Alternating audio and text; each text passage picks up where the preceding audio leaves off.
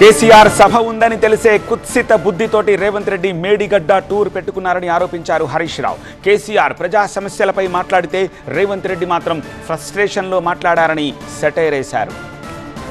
కేసీఆర్ గారు దాదాపు 50 నిమిషాలు మాట్లాడిండ్రు. కనీసం నీ పేరన్న తీసిండా, నీ పేరన్న ఉచ్చరించిండా? కేసీఆర్ గారు మాట్లాడితే రైతుల గురించో, విద్యార్థుల గురించో, ఉద్యోగుల గురించో, రాష్ట్రం గురించో, ఆటో కార్మికుల గురించో, విద్యుత్ సమస్యల గురించో, సాగునీరు త్రాగునీటి గురించో ఆయన ఒక స్టేట్స్మెన్గా మాట్లాడింది. రాష్ట్రము, రాష్ట్ర ప్రయోజనాలు, ఒక ఉద్యమకారుడిగా, ఒక రాష్ట్రాన్ని సాధించిన నాయకుడిగా, 10 ఏళ్ళు ఈ రాష్ట్రాన్ని పరిపాలించిన ఒక ముఖ్యమంత్రిగా ఎంతో హుందాగా కేసీఆర్ గారు మాట్లాడినారు. రేవంత్ రెడ్డి ఏం చేసుడు? ఒకటే మొత్తుకునుడు, ఒకటే రంకెలు, పడి ఏడ్చుడు. ఎందుకంత ఫ్రస్ట్రేషనో నాకైతే అర్థమైతలేదు. నీకు ఎందుకంత బాధ రేవంత్ రెడ్డి? కేసీఆర్ గారు చాలా హుందాగా మాట్లాడినాడు కదా.